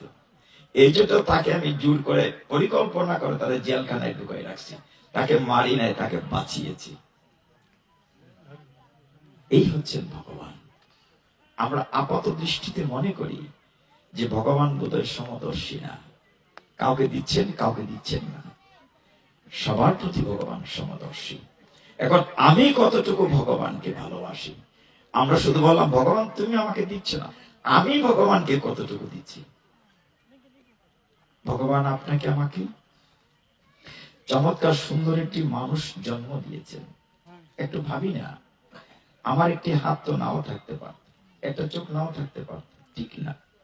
আমি আমি পাগল হতে পারতাম। ভগবান আপনাকে আমাকে সুস্থ সুন্দর একটি দেহ দিয়েছেন, ভজন উপযোগী দেহ দিয়েছেন। এই যে আপনি গুরু বন্দনা করেছেন, এই যে আপনি গান করেছেন, এত চমৎকার প্রেম হচ্ছিল যে এই যে কথাগুলো বলছিলেন যে এই মানব জন্মটা কি কাজে লাগালাম, আসলে কি কাজে লাগালাম? লাগালাম না। যখন উৎসব এলো বা কোথাও কীর্তন হলো কিছুক্ষণের জন্য, কিন্তু ভগবান আপনাকে আমাকে 80, 90, 100 বৎসর কত কিছু দিয়ে রাখছেন। আমরা কত অকৃতজ্ঞ প্রভু। ভগবান এত কিছু দেওয়ার পরে বলি, ভগবান তুমি আমার কিচ্ছু দিচ্ছ না। এই যে কারেন্টের লাইট জ্বলছে, এর জন্য বিল দেই। আপনাদের বাড়িতে কারেন্টের সংযোগ বিচ্ছিন্ন হয় বিল না দিলে। ভগবান এত বড় সূর্য দিয়ে আলো দেন, ভগবানের সূর্যের আলোর জন্য 1 টাকাও বিল দেওয়া লাগে না। দেই আমরা? দেই না। চাঁদের কিরণ না হলে শস্য দানা হয় না, চুচা হয়ে যাবে। ভগবান চাঁদের কিরণ দেন, আমরা 1 টাকাও বিল দেই না। ভগবান বৃষ্টি দিয়ে, নদী দিয়ে, পুকুর দিয়ে জল দেন। আমরা যারা শহরে থাকি, পৌরসভার কমপক্ষে 550 টাকা জলের বিল দেই। ভগবান তো জলের জন্য 1 টাকাও বিল নেন না।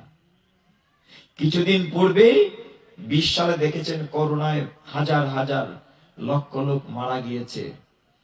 টাকা আছে ব্যাংক ভর্তি করোনার সময়, কিন্তু হাসপাতালে অক্সিজেন নাই। মারা গেছে না অনেক, অক্সিজেন সিলিন্ডার নাই। ভগবান এই পৃথিবীতে কত কোটি কোটি টাকার অক্সিজেন দিচ্ছেন। আপনার নাকের এখানে একটা মিটার লাগানো থাকতো, বুঝতে পারতেন সারা জীবনে ভগবানের দুনিয়া থেকে কত কোটি টাকার অক্সিজেন খাচ্ছেন। ভগবান 1 টাকা দেননি, 1 টাকা বিল দেই ভগবানকে। অথচ আমরা বলি ভগবান তুমি আমাকে কিচ্ছু দিচ্ছ না। কত অকৃতজ্ঞ আমরা। একটু ভালোবাসি ভগবানকে। আমি 1 ঘন্টা, 1.5 ঘন্টা, 2 ঘন্টা কথা বলে চলে গেলাম, তাহলে তো লাভ হবে না। আপনারা যদি সন্তানদেরকে গীতামুখী করেন, তাহলে তো লাভ হবে। ভগবান বলছেন গীতায় তাই, তুমি আমার কথা ভাবো। ভগবান একটি শ্লোক গীতায় 2 বার বলেছেন, নবম অধ্যায়ের 34, 18 অধ্যায়ের 65। ভগবান বলছেন, মন মনা ভব, আমার কথা ভাবো। মদ ভক্ত, আমার ভক্ত হও। মদ যাচি, আমার পূজা করো। মাম নমস্কার, আমাকে নমস্কার করো। তাহলে সত্যি প্রতিজ্ঞা করে কথা দিচ্ছি, তুমি আমাকে পাবে। ভগবানের কথা ভাবতে বলেছেন। চৈতন্য মহাপ্রভু আরো সহজ করে দিয়েছেন। কলিযুগ পাবন সে বলছেন কি, বল গৌরাঙ্গ, ভজ গৌরাঙ্গ, কহ গৌরাঙ্গের নাম রে, যে জনা গৌরাঙ্গ বোঝে সে হয় আমার প্রাণ। এই কথাটা নিত্যানন্দ প্রভু। এখানে একটু ডিফারেন্সটা দেখেন। মহাপ্রভু বলছেন বল কৃষ্ণ, ভজ কৃষ্ণ, কর কৃষ্ণ, কৃষ্ণের উচ্চারণ করছিলেন। আর নিত্যানন্দ বলছেন না না, আমার কাছে তুমি তো আমার কৃষ্ণ। ভজ গৌরাঙ্গ, হ্যাঁ, কহ গৌরাঙ্গ, লহ গৌরাঙ্গের নাম। দেখেন ভগবান যুগে যুগে এসে আমাদেরকে পথ দেখান। কলিযুগে স্বয়ং ভগবান ভক্ত রূপে, পৃথিবীতে ভক্ত রূপে এসে ভগবান মহাপ্রভু রূপে এসে আমাদেরকে সঠিক পথ দেখিয়েছেন। কিন্তু আমরা পথচ্যুত হয়ে যাই, এবং পথচ্যুত হয়ে বলেই আমরা কষ্ট পাই। যাই হোক, আজকে পবিত্র একাদশী, আমরা একাদশী নিয়ে একটু কথা বলবো। তার পূর্বে গীতার আরেকটি শ্লোক বলব। আমরা যখন ভগবানের কথা ভাবতে পারি না, মন মনা ভব, মদ ভক্ত, ভগবানের ভক্ত হতে পারি না, তখন আমাদের কি করো? কিছুই যদি করতে না পারি, ভগবান কিন্তু হাল ছাড়েন না। তিনি চেষ্টা করেন তার ভক্তকে সঠিক গন্তব্যে নিয়ে যাওয়ার জন্য। মা গো, ঘুম আসছে? আসছে না? এই মা ভালো, ওই যে একজন ঘুমাচ্ছে। প্রেম সে বলো, প্রেম সে বলো, প্রেম সে বলো। মা গো, তোমরা একটা গল্প শোনাইতাম চাইছিলাম, তোমরা ঘুমাই গেলে কই মুখারে? হ্যাঁ, ঘুমাই না একটু সময়? আচ্ছা, ঘুমা আপত্তি নাই, কমলার মারে থেকে যাবে। আচ্ছা, ঠিক আছে। দেখো, কুরুক্ষেত্রের যুদ্ধ যখন শেষ হয়ে গিয়েছিল, যুদ্ধের পরে কয়জন লোক বেঁচে ছিল জানেন তো? মাত্র 10 জন। স্যার জানেন তো মাঠে কতজন লোক ছিল বলছিলাম? 39,25,620 জন। এত বড় মাঠ, কুরুক্ষেত্রের যুদ্ধ, 96 মাইল রেডিয়াস। বেঁচে ছিলেন মাত্র 10 জন। এত বড় যুদ্ধ পৃথিবীর ইতিহাসে হয় না। তো যুদ্ধ যখন শেষ হয়ে গিয়েছিল, তখন অর্জুন কৃষ্ণকে বলছে, কৃষ্ণ তো তার গাড়ির ড্রাইভার না, আমি অনেক আত্মীয় স্বজন হত্যা করেছি, আমার অনেক পাপ হয়েছে, হে জনার্দন চলো না গঙ্গায়, আমি গঙ্গায় স্নান করে একটু পবিত্র হব।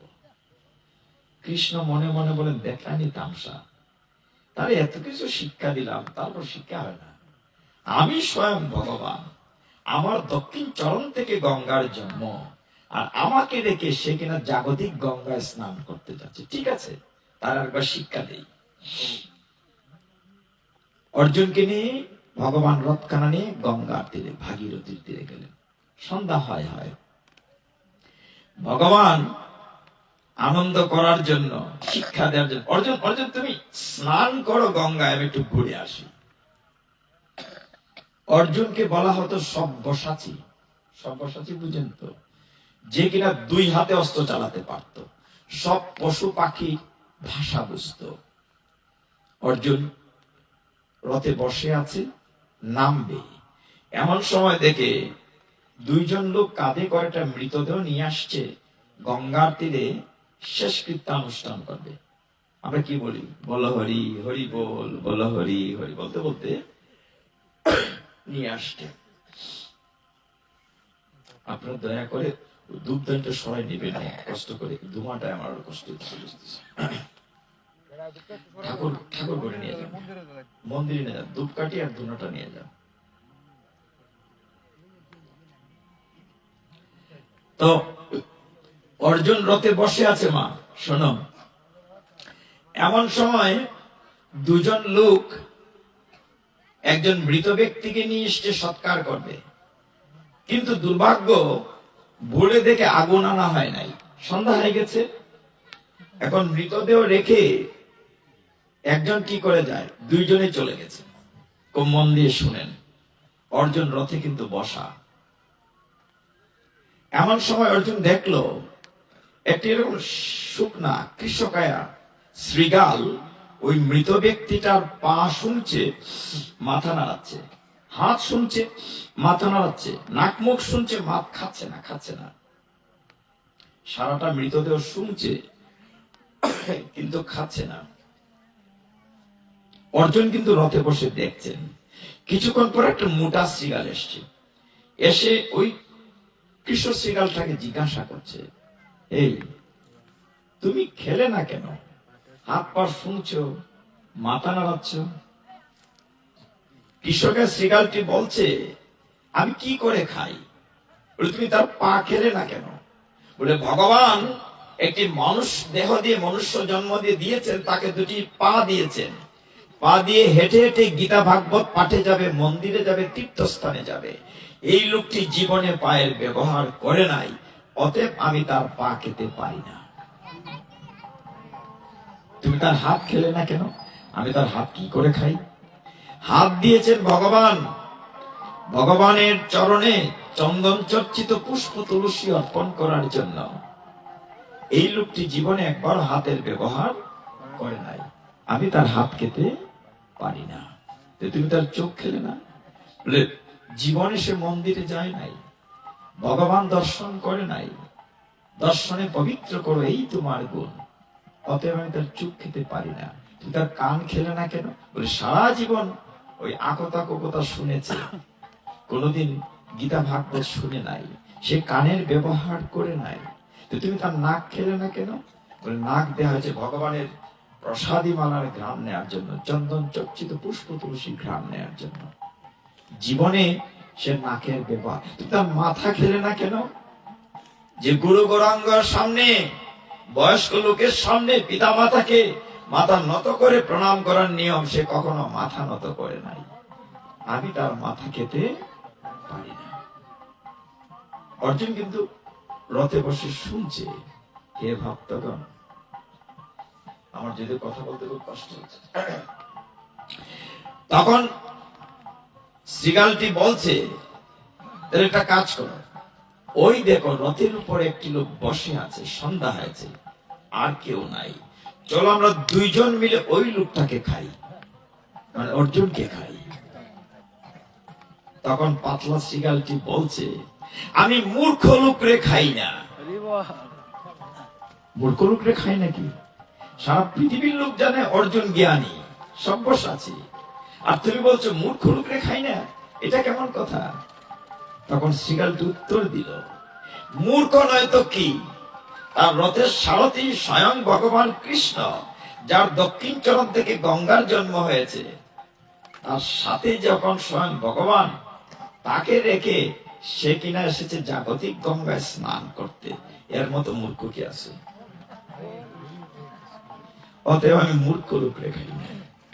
এটা শুনে অর্জুনের ভিতরে সংবিত, সর্বনাশ, এই শ্রীগাল আমাকে জ্ঞান দিল। হঠাৎ করে দেখে যে কৃষ্ণ চলে এসছেন, এর ভিতরে এত কিছু হয়েছে, এটা কিছু হয়নি। কৃষ্ণ বলছেন, অর্জুন তোমার স্নান হয়েছে, চলো বাড়ি যাই। পার্থ, তোমার স্নান হয়েছে। যেই বলেছে কৃষ্ণ স্নান, অমনি অর্জুনে হাওমাও করে কাঁদতে শুনেছে, প্রভু গো, আমি মূর্খ, আমি জ্ঞানহীন, বিদ্যাহীন, তুমি স্বয়ং ভগবান, আমি চিনতে পারি নাই, বারবার ভুল করছি। যুদ্ধের সময় তোমাকে রথে আমি কত লাথি গুঁতা দিয়েছি, আমি কত অপরাধী। ওই যে শ্রীগাল দুইটা আমার চক্ষু খুলে দিয়েছে, কোথায় কোথায়? শ্রীগাল নাই, অদৃশ্য হয়েছে। ওই যে দুটি লোক একটি মৃতদেহ নিয়ে এসেছিল, নাই, শ্রীগাল আমার চক্ষু খুলে দিয়েছে। কৃষ্ণ বললেন, অর্জুন তুমি তো বুঝতে পারবে না, ওই দুটি লোক ছিল নন্দী আর বৃঙ্গি, আর যে মৃতদেহটি কাঁধে করে নিয়ে এসেছিল সে ছিল শিব ঠাকুর। শিব সব সেজে এসেছিলেন। আর দুটি শ্রীগাল দেখেছ, একটি যুগমায়া আর একটি মহামায়া। এই যুগমায়া মহামায়ার মধ্য দিয়ে আমি জগৎবাসীকে শিক্ষা দেই, কিন্তু তারপরে যারা বুঝে না তারা সবাই তোমার মতো মূর্খ। এই জন্য গীতায় একটি শ্লোক আছে, অবজানন্তি মাম মুরা মানুষিন্তনমাশ্রিতম। আমি মনুষ্য রূপে যখন লীলা করি, যে আমাকে জানে না সে মুরা, মোরা মানে মূর্খ। অবজানন্তি, যে আমাকে জানে না, অবজানন্তি মাম মুরা। তো এইভাবে ভগবান এই কথাগুলো আমাদেরকে শিক্ষা দিয়ে গিয়েছেন। ভক্তগণ, অদ্ভুত হলেও সত্য, এত কিছুর পরেও যখন আমরা পারি না, তখনও ভগবান নিরাশ করেন না, বলছেন কিচ্ছু করা লাগবে না, তুমি কেবলমাত্র হাত কানা তুলো। হে মায়ার জীব, তুমি তো মায়ার সাগরে ডুবে আছো, আমি তোমাকে উদ্ধার করব। ভগবান কি বলছেন? সর্বধর্মানে পরিত্যজ্য মাম একম শরণং ব্রজ, আং ত্বা সর্ব পাপেভ্য মুক্ষিষ্যামি মা শুচো।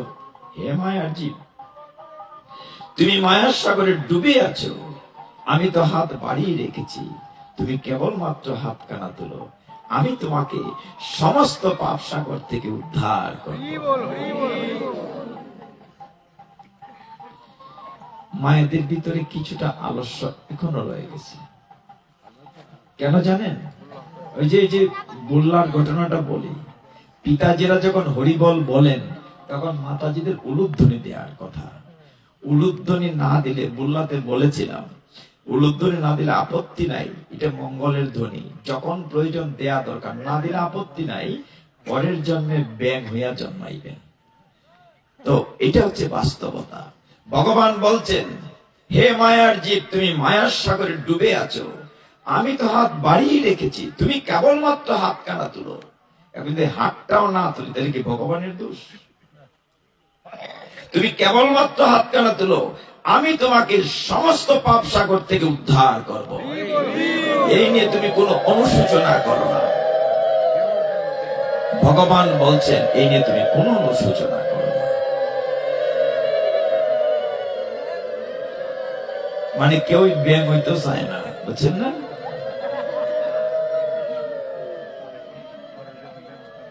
এখন ব্যাপার হচ্ছে, আমার যতটুকু কর্তব্য শাস্ত্র থেকে বলা আমার দায়িত্ব, পালন করা না করা আপনার দায়িত্ব। প্রত্যেক মা বাবা চায় ছেলেমেয়েরা ডাক্তার ইঞ্জিনিয়ার ভালো হোক, চায় না ভালো হোক, কিন্তু সব ছেলে মেয়ে তো আর একরকম হয় না। কিন্তু মা বাবার কর্তব্য বলা। আমরা একটু একাদশী নিয়ে কথা বলি। কারা কারা আজকে একাদশী ব্রত পালন করছি? বাহ, এটার জন্য খুব সুসংবাদ।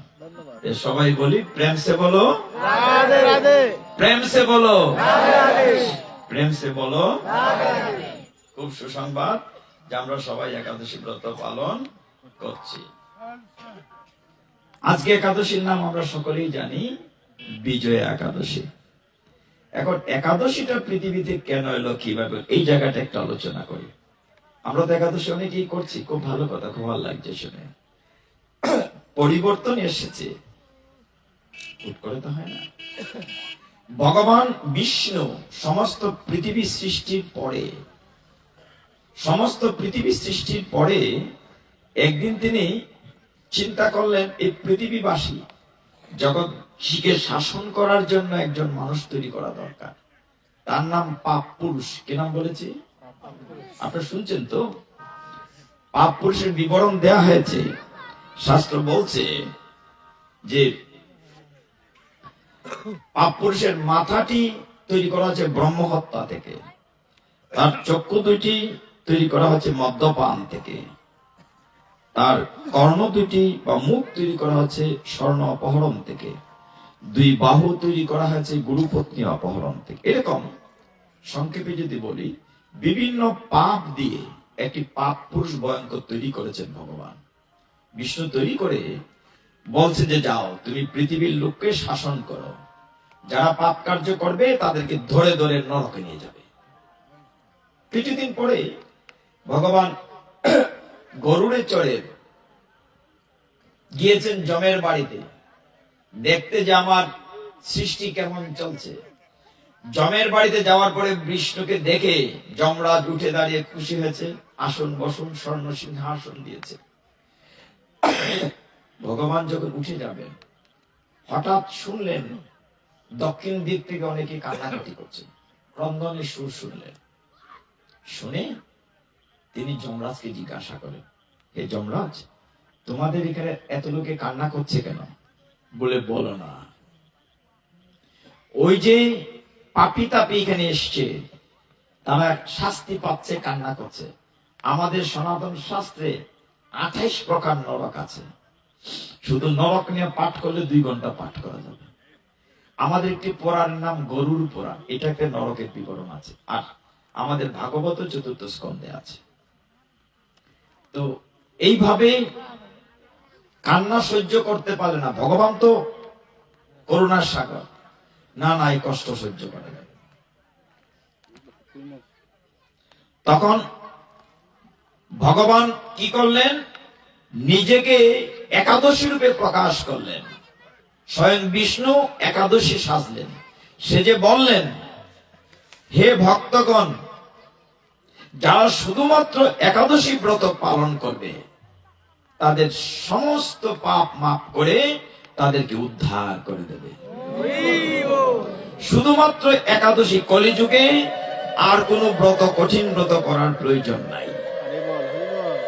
মহাপ্রভু বলেছেন নাম যজ্ঞ আর অন্নদান, এর সাথে সহজ কোন কথা আছে? একদম সহজ।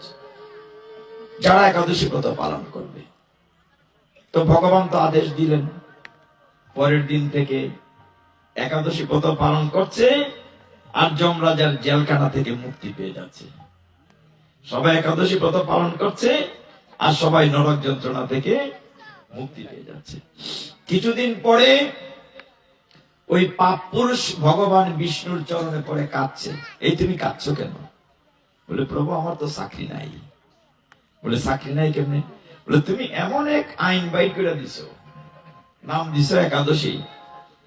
এখন তুমি বলেছো যারা একাদশী ব্রত পালন করে তারা নরকে যাবে না। এখন আমি কারে ধরে নরকে আনতাম? আমার তো চাকরি নেই। এখন কি করণীয়? আর একাদশী এত পাওয়ার, ভগবান তুমি নিজে তো একাদশী, তোমার এত পাওয়ার, যেদিন একাদশী আবির্ভূত হয়, একাদশী মানে একটা তিথি, সময় সময়, ওই যে চাঁদের, ওটা বলেন না প্রতিপদ, প্রথমা, দ্বিতীয়া, তৃতীয়া, চতুর্থী, পঞ্চমী, দশমী, একাদশী, দ্বাদশী, একটা সময়। যখন একাদশী তিথি, মাসে দুইটা একাদশী, একটা কৃষ্ণপক্ষের, একটা শুক্লপক্ষের, তাহলে 12 মাসে কয়টা একাদশী? 24টা। কোন কোন বছর 26টা একাদশীও হয়। যখন মল মাস বা পুরুষোত্তম মাস থাকে, 13 মাসে যখন বছর হয়।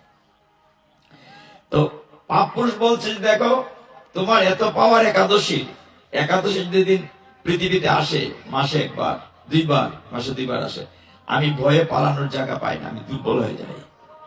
আমিও তো তোমার সৃষ্টি, পাপ পুরুষ, আমাকে একটু থাকার জায়গা দাও।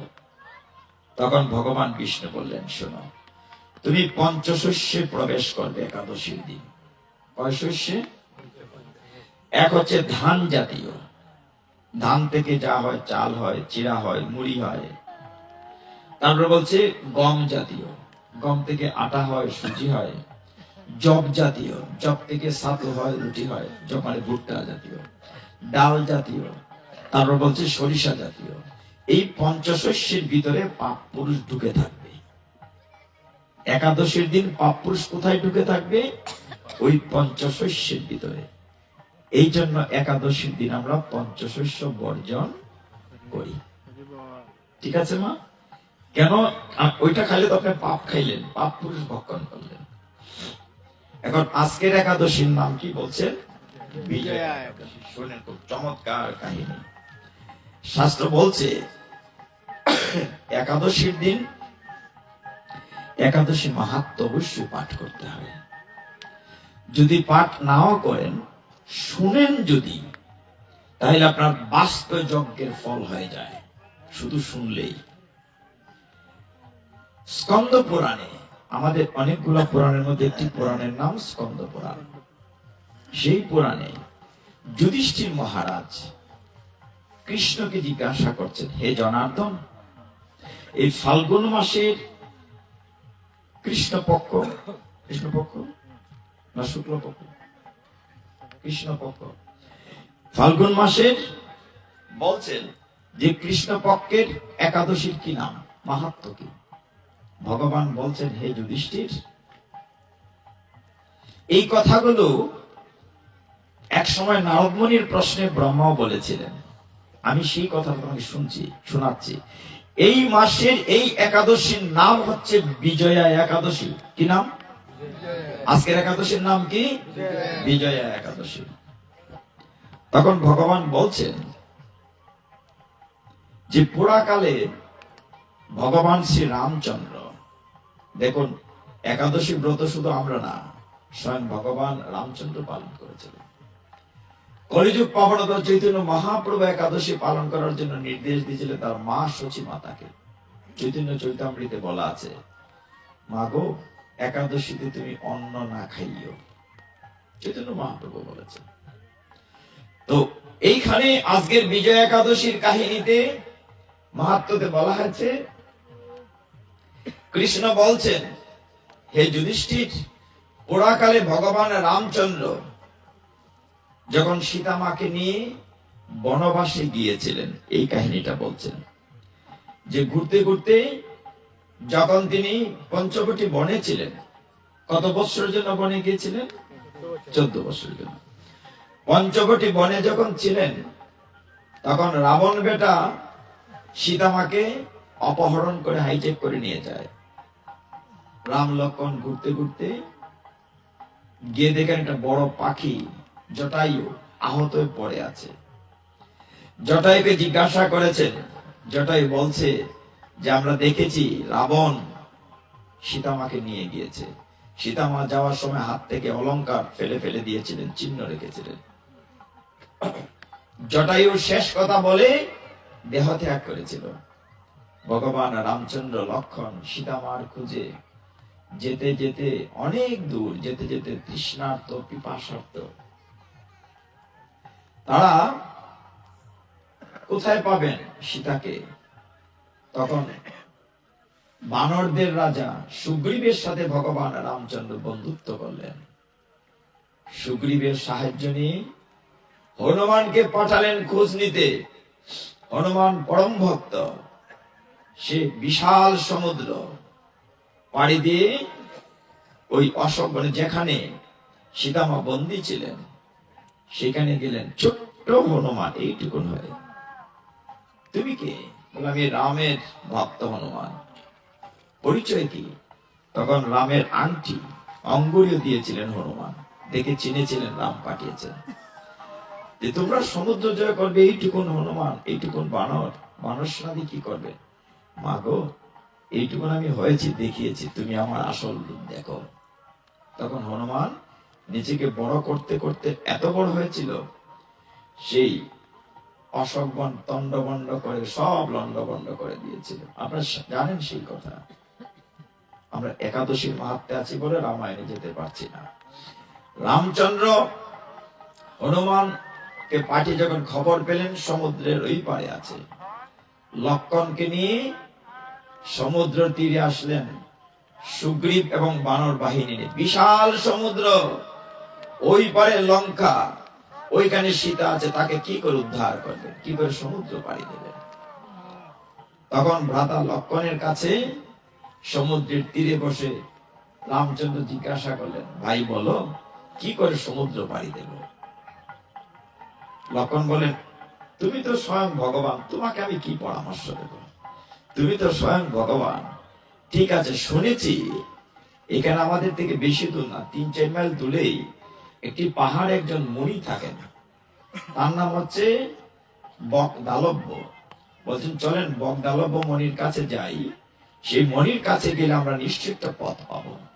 তখন ভগবান রামচন্দ্র লক্ষ্মণকে নিয়ে মনির আশ্রমে গেলেন। মনি ভগবান রামচন্দ্রকে দেখে খুব খুশি হলেন। আমার কাছে কেন এসেছেন?